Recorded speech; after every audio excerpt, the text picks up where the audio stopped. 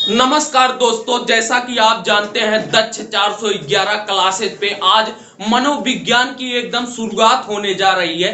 मनोविज्ञान एकदम zero level से उठाएंगे और अंत तक इसकी शुरुआत करते हुए कैसे एक एक पॉइंट क्या होता है मनोविज्ञान में, इसकी शुरुआत कहां से हुई, कहां से इसकी उत्पत्ति हुई, इसके जनक कौन है, कैसे ये विषय बना, हमारे शिक्षण के लिए क्यों उपयोगी है, क्यों हमारे शिक्षण में मनोविज्ञान की उपयोगिता आई आदि तमाम सारे प्रश्न बच्चों के मन में रहती है। लेकिन जो बच्चे हैं वो केवल ये जानते हैं कि मनोविज्ञान हमारे सिलेबस में दिया गया है, हमको मनोविज्ञान पढ़ना है। आपको केवल ये नहीं जानना है कि मनोविज्ञान हमारे सिलेबस में दिया गया है, मनोविज्ञान हमारे सिलेबस में दिया गया है, हमको मनोविज्ञान पढ़ना है, बल्कि आपको आज ये सीखना है कि क्यों भाई दिया गया है, क्यों मनोविज्ञान ही हमारे सिलेबस में दिया गया है, क्यों ना और चीज दे देता, ऐसा क्यों किया गया है। आज तमाम प्रकार के प्रश्नों का उत्तर आप पाएंगे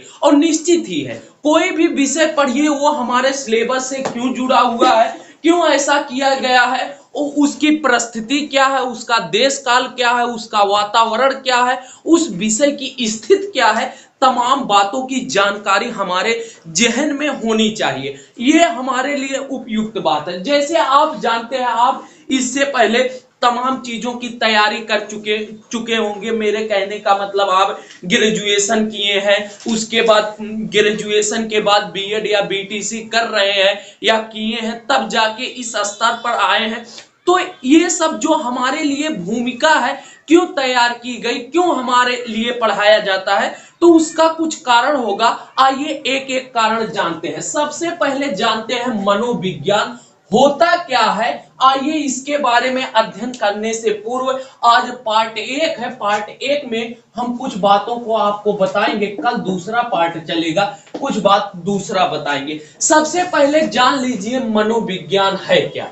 मनोविज्ञान को समय समय पर इसकी परिभाषा बदलती रही। कभी मन का विज्ञान कहा गया, कभी आत्मा का विज्ञान कहा गया, कभी किसी चीज का विज्ञान कहा गया, कभी किसी चीज का विज्ञान कहा गया।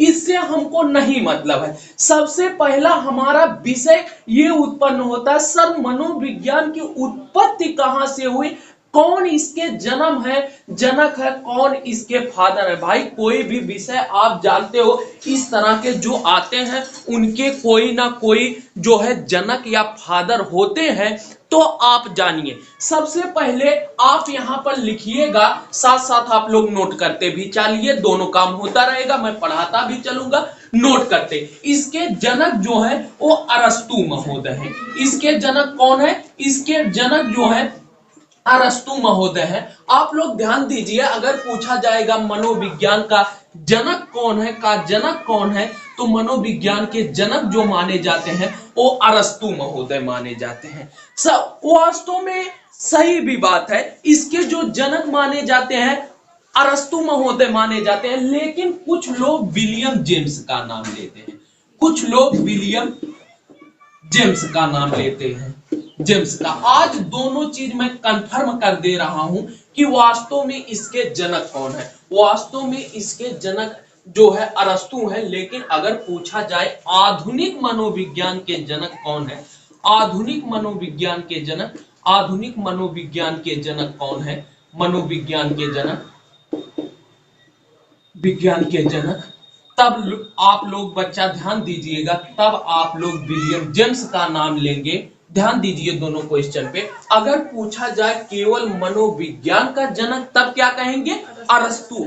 लेकिन अगर पूछा जाए आधुनिक मनोविज्ञान के जनक, तब क्या कहेंगे, विलियम जेम्स। अच्छा एक चीज मैं और दे देता हूं, कभी कभी आधुनिक ना लगा के मनोविज्ञान का ही जनक पूछ लिया जाता है। और अगर ऐसी स्थिति में ध्यान दीजिए अरस्तु का नाम ना दिया हो तो विलियम जेम्स मारिएगा। लेकिन अगर अरस्तु का नाम दिया हो तो पहली जो है प्रेफरेंस आपको अरस्तु को देना है। बात समझ में आ रहा है। जैसे उदाहरण के लिए मैं बता दूं, अभी पूछा गया बाई चांस मनोविज्ञान के जनक कौन है। अब बाई चांस ध्यान दीजिए, बाई चांस दे दिया William James, William James, William James, John Dewey, John Dewey, John Dewey, Kohler, Kohler, Koffka, Koffka. तो आप तुरंत जो है इस स्थिति में, अब भाई आपके सामने और कोई ऑप्शन उपयुक्त बैठ नहीं रहा, क्योंकि मनोविज्ञान जानते हैं इसमें कुछ ना कुछ, आप जानते हैं इसमें विभिन्नता का भी प्रश्न उठता है, तो इसलिए ऐसी स्थिति में आप विलियम जेम्स लगाएंगे। हाँ, बाई चांस अगर कोहलर की जगह को, जी जी बेटा, कोप्फा की जगह अगर यहाँ पर अरस्तु नाम दिया होता तब क्या करते, तब पहली जो प्रीफरेंस देते वो अरस्तु को देते। बात समझ में आ रही है कि नहीं? अगर नाम दिया हो तो सही है, ना दिया हो तो विलियम जेम्स। अच्छा सर, आज आप कंफर्म ही कर दीजिए कि क्यों जो है अरस्तु को माना जाता है, क्यों इनको नहीं माना जाता है। आज इससे हमारे कई क्वेश्चन उठ रहे होंगे, ये सब आप लिख लिए हैं ना, इससे कई क्वेश्चन उठ रहे होंगे। सबसे पहले आइए जानते हैं मनोविज्ञान की उत्पत्ति कहां से हुई। देखिए, बताया जाता है हमारे यहाँ एक विषय चलता है जिसका नाम दर्शन शास्त्र होता है। लिख लीजिए, मनोविज्ञान की उत्पत्ति, मनोविज्ञान की उत्पत्ति, मनोविज्ञान की उत्पत्ति, उत्पत्ति दर्शन शास्त्र से हुई। किससे हुई? दर्शन शास्त्र से हुई, हुई। अच्छा, क्यों हुई आइए जानते हैं। हमारा जो दर्शन शास्त्र है ये दार्शनिक मतों से संबंधित है। अच्छा सर, दार्शनिक मत मतलब क्या होता है? इसमें वही सूर्य, चंद्रमा, आत्मा, परमात्मा। अच्छा, आप लोग ये छोड़ दीजिए, आप लोग हिंदी पढ़ते हैं ना, हिंदी में दर्शन पढ़ते हैं, दर्शन में आत्मा परमात्मा के विषय में बताया जाता है कि आप कबीर का रहस्यवाद पढ़ लीजिए या किसी भी लेखक या कवि का रहस्यवाद वगैरह पढ़ लीजिए, उसमें दर्शन बताया जाता है। तो दर्शन में आत्मा परमात्मा का चर्चा किया जाता है कि नहीं? किया जाता है ना। तो ठीक वही चीज जो है, वही चीज आपके मनोविज्ञान में जो अरस्तु महोदय आए, लिख लीजिए, अरस्तु महोदय ने, अरस्तु महोदय ने, महोदय ने सबसे पहले, सबसे पहले, सबसे पहले मनोविज्ञान को, मनोविज्ञान को, विज्ञान को, मनोविज्ञान को आत्मा का विज्ञान स्वीकार किया। आत्मा का विज्ञान स्वीकार किया, स्वीकार, स्वीकार किया। अरे विज्ञान माने जो विशिष्ट ज्ञान हमको दिलाए, है कि नहीं? बात समझ में आ रहा है ना? तो अरस्तु महोदय ने सबसे पहले मनोविज्ञान को, आत्मा का विज्ञान स्वीकार किया। इसलिए, इसलिए, इसलिए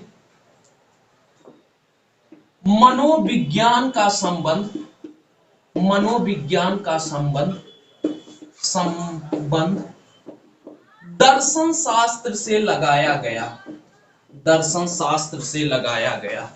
ये सब बहुत इंपॉर्टेंट टॉपिक है, शास्त्र से लगाया गया। ठीक, अब देखिए थोड़ा, अब गहराई से इसको लिखते चलिए। देखिए क्या है, हमारे दर्शन शास्त्र में आत्मा परमात्मा की बात हो रही थी। अब उसी दर्शन शास्त्र में, आप दर्शन शास्त्र पढ़ोगे, उसी में हमारे अरस्तु महोदय आते हैं। अरस्तु महोदय ने विचार किया कि आत्मा परमात्मा का संबंध तो हमारे मनोविज्ञान से है। अरस्तु महोदय ने क्या किया, तुरंत जो है दर्शन शास्त्र से मनोविज्ञान को अलग कर दिया। अच्छा ये बताइए भाई, जो अलग करेगा, जो कोई चीज लाएगा, वही तो जनक कहलाएगा? नहीं कहलाएगा? कहलाएगा ना। जैसे अभी देखिए, आप लोग ये टेट वाला क्लास, एसएससी वाला क्लास सब चलता है। अभी बाई चांस मैं टेट वाले क्लास को अलग कर दूं, ठीक, अलग कर दूं। अब अगर पूछा जाएगा टेट के जनक कौन है, तो मेरा नाम ही आएगा ना। बात समझ में आ रहा है ना। तो वही चीज जो अरस्तु महोदय ने, जैसे आप जानते हैं कि एकदम आराम से पढ़िए, अरस्तु महोदय कई चीज के जन्मदाता माने जाते हैं। आपके बायोलॉजी, इसके जन्मदाता भी अरस्तु महोदय माने जाते हैं। इधर देखिए जो है दर्शन शास्त्र से भी संबंधित अरस्तु महोदय है, और अरस्तु महोदय मनोविज्ञान से संबंधित। तो उन्होंने ये देखा कि आत्मा परमात्मा इत्यादि का इसमें वर्णन हो रहा है, इसीलिए उन्होंने इसका क्या कह दिया, मनोविज्ञान को आत्मा का विज्ञान। किसका विज्ञान कह दिया गया, आत्मा का विज्ञान। देखिए एक बात आप लोग समझिए, कोई भी चीज जैसे जैसे जैसे जैसे समय बदलता रहता है, वैसे परिस्थितियां बदलती रहती हैं, वैसे वो चीज बदलता रहता है। अच्छा आप लोग ईमानदारी से बताइए, बेस कम से कम 2-3 दिन लूंगा बेस समझाने में। अच्छा ये बताइए, क्या जो विज्ञान में कल जो जिस चीज का आविष्कार हो रहा था, आज भी उसी चीज का आविष्कार हो रहा है? परिस्थितियां बदली ना, परिस्थितियां बदली ना। आप अपने जीवन में देख लीजिए, जो चीज आपके जीवन में पहले घटित हो रही थी, आज भी वही घटित हो रहा है। आपके पहले के समय में जो लोग पैदल जाते थे यहां से फैजाबाद तक, आज कह दो पैदल चले जाए। क्यों भैया? समय बदला, परिस्थितियां बदली, लोगों की जरूरतें बदली। भैया आप लोग संविधान पढ़े होंगे, हमारे बाबा साहब ने संविधान बनाया, लेकिन बाबा साहब के साथ साथ अन्य लोगों ने भी सहयोग दिया। उन सब ने क्या कहा कि भाई संविधान में आप संशोधन कर सकते हैं। क्यों ऐसा कहा, आपने कभी सोचा? नहीं सोचा। उन्होंने इसलिए कहा कि जब हमारा संविधान बना था, जो है क्या नाम है, हमारा संविधान 1950 के स्थिति में लगभग बना था, जो है तब हमारे देश की परिस्थितियां कुछ दूसरी थी।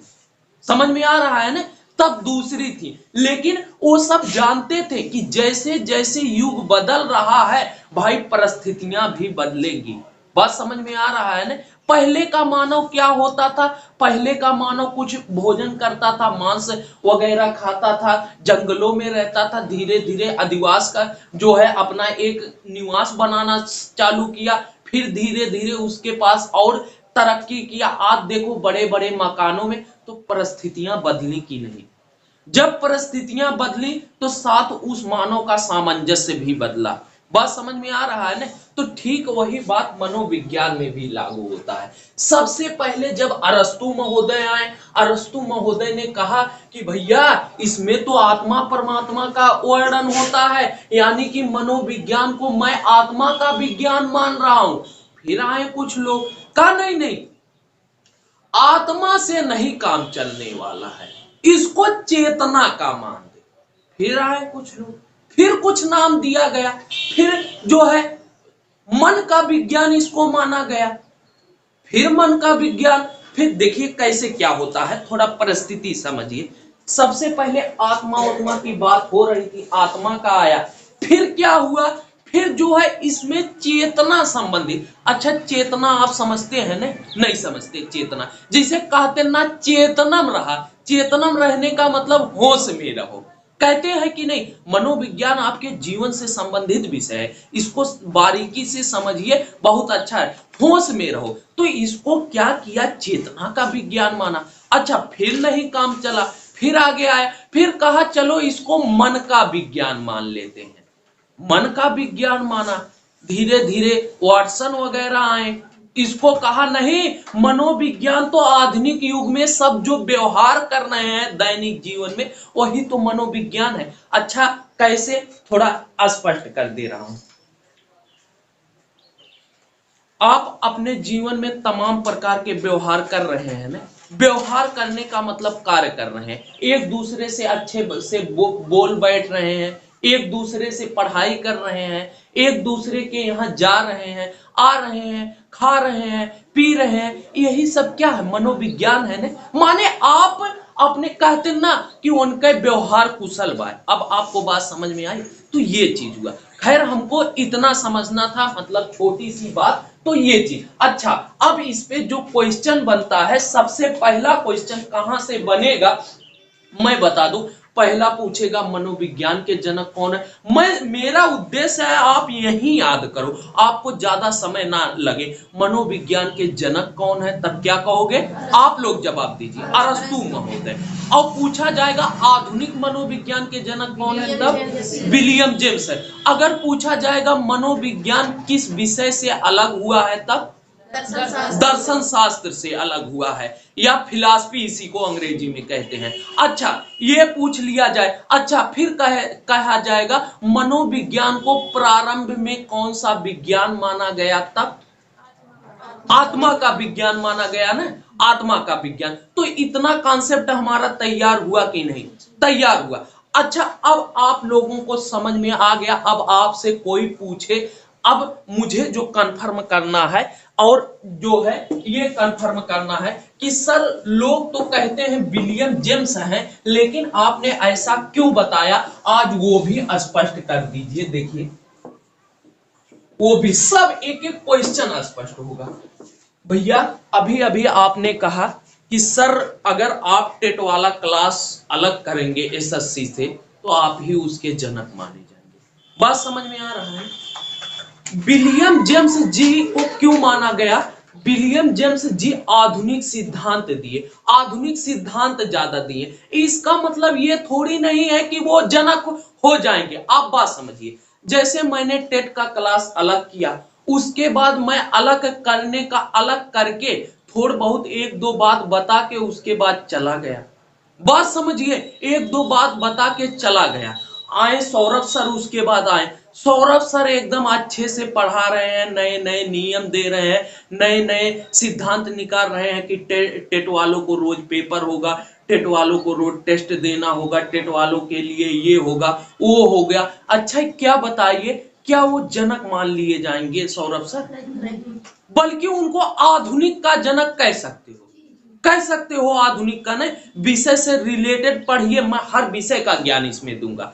विषय से उनको आधुनिक का, भाई पिता कौन होंगे, जनक माने माता पिता कौन होंगे, वही होंगे जिन्होंने जन्म दिया। ने टेट का जन्म किसने दिया, टेट का जन्म मैंने दिया, ना कि सौरभ सर ने। सौरभ सर आके उसमें संशोधित कर रहे हैं।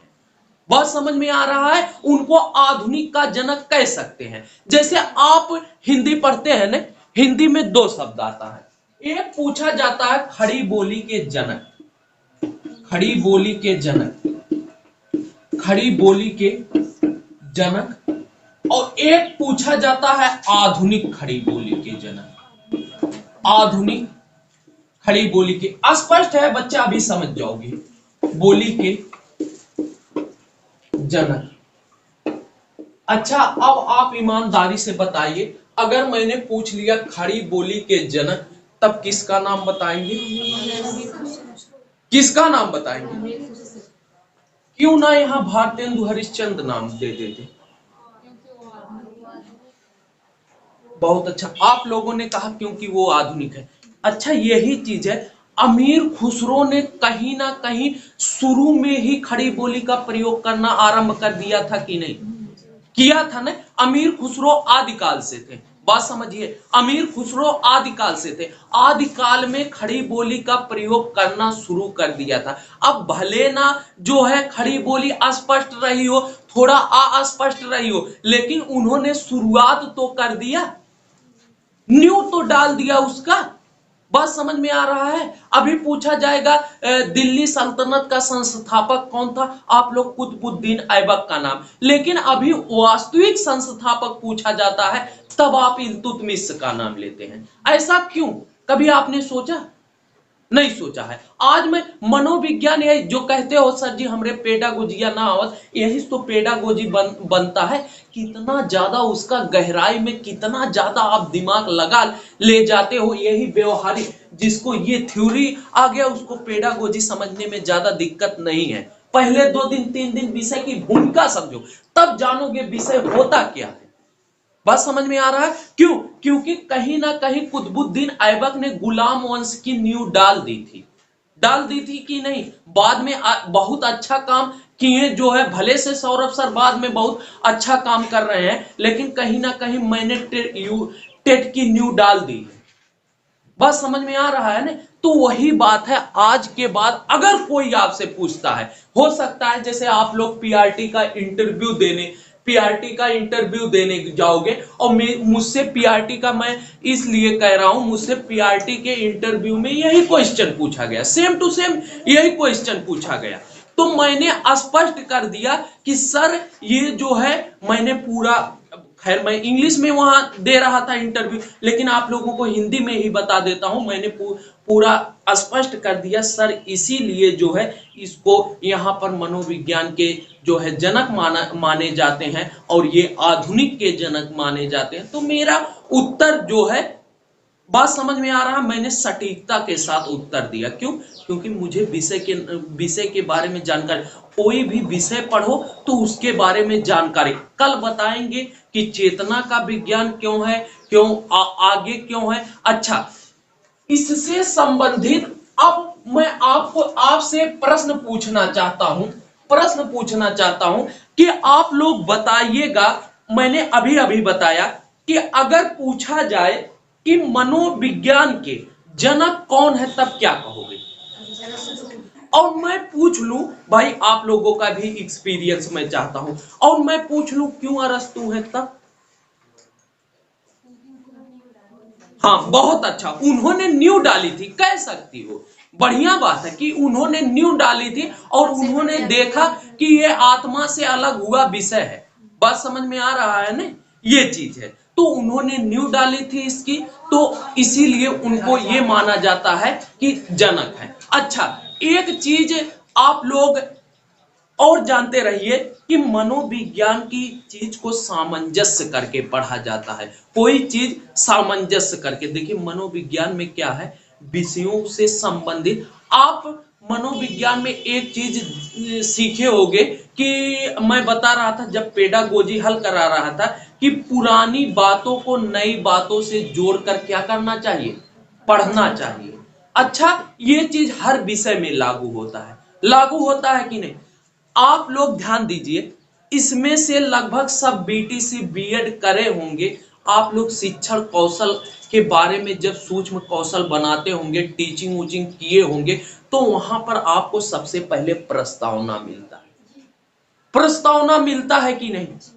मिलता है। आप इंटर पढ़े हैं, इंटर में जो है हिंदी इंग्लिश में निबंध लिखे होंगे, सबसे पहले इंट्रोडक्शन लिखे हैं कि नहीं? प्रस्तावना में तमाम बातें होती हैं। अच्छा, होती हैं, उसके बाद क्या होता है, मनोविज्ञान तो यही चीज कहता है, जैसे मैं आज, आप अध्यापक या अध्यापिका हैं, आज आप कुछ मान लीजिए 2 पैराग्राफ पढ़ाएं, उसके बाद कल जाइए उसी 2 पैराग्राफ को पहले उनसे पूछ लीजिए, उसके बारे में जब उनको जानकारी हो जाएगी, थोड़ा सा फीडबैक दे दीजिए, उसके बाद आप आगे बढ़िए। बात समझ में आ रही है? जैसे कहने का मतलब मैं यहां बता दूं, मैं आनुवांशिकता के बारे में आपको पढ़ा रहा हूं, या मैं वातावरण, आनुवांशिकता और वातावरण के बारे में आपको पढ़ा रहा हूं, इन्वायरमेंट एंड हेरिडिटी। क्या? Environment and heredity. मैं आनुवांशिकता की परिभाषा आपको समझा दिया, मैंने कहा देखो भैया, आनुवांशिकता ये चीज होती है, इसका अर्थ ये चीज है। अच्छा, ये बताइए, ये मैंने आज इसकी परिभाषा पढ़ाई, आज इसका अर्थ पढ़ाया, ध्यान से देखिएगा, आज मैंने इसकी परिभाषा पढ़ाई, आज इसकी अर्थ पढ़ाया, और कल जब मैं जा रहा हूं, मैं आपसे पूछ लूंगा आनुवांशिकता को प्रभावित करने वाले कारक, तो मेरा क्या फर्ज बनता है? मेरा फर्ज पहले बनता है कि पहले इन दोनों के बारे में थोड़ी सी आपसे जानकारी ले लिया जाए। जानकारी, इससे क्या होता है, जानकारी ताजा हो जाएगी कि नहीं? हो जाएगी ने? आप थोड़ा जानकारी देंगे, आप नहीं बता पाएंगे, पुनः मैं बताऊंगा। बात समझ में आ रहा है ना? पुनः मैं बताऊंगा। अच्छा, जब बताऊंगा चीजें ताजा हो जाएंगी। मैंने कहा कि आनुवांशिकता जो जीन से संबंधित होती है, तमाम परिभाषाएं बताया, उसके बाद आनुवांशिकता का उसके बाद कारक बताऊंगा। तो आपके दिमाग में जब ये चीजें रहेंगी, ध्यान दीजिए, जब आपके दिमाग में ये चीजें रहेंगी, तभी तो आगे ये चीजें सीख पाएंगे, नहीं सीख पाएंगे। नहीं सीख पाएंगे नहीं। तभी तो मनोविज्ञान में एक शब्द दिया कि संप्रतियों का निर्माण करना। संप्रतियों का निर्माण सर, संप्रतियों का निर्माण करने का मतलब यही है कि पुरानी चीज को नई चीज से जोड़कर आप बच्चों को सिखाइए। बात समझ में आ रहा है? पुरानी चीज को नई चीज से जोड़कर बच्चों को सिखाइए। आप एक बार अच्छा देखो, जो अच्छे टीचर होते हैं वो क्या करते हैं, वो क्लास में जाते हैं, यही कहते हैं हाँ बेटा हमने कल क्या पढ़ा, आइए उसके बारे में थोड़ा रिवीजन कर लेते हैं। कहते हैं कि नहीं? क्यों कहते हैं? इसके लिए ही कहते हैं। बात समझ में आ रहा है? तो संप्रतियों, अगर आपको कहीं मिल जाए कि संप्रतियों को जोड़कर सिखाना, संप्रतियों को जोड़कर सिखाना यानी कि बातों को जोड़कर आपको सिखाया जा रहा है। बात समझ में आ रहा है कि नहीं? ये चीज है। तो यही शिक्षण के लिए बहुत उपयोगी है। तो आज मैंने इतनी बातों पर चर्चा की जो है, और इसी के साथ जो है मैं अपनी बारी को विराम देता हूं। जय हिंद।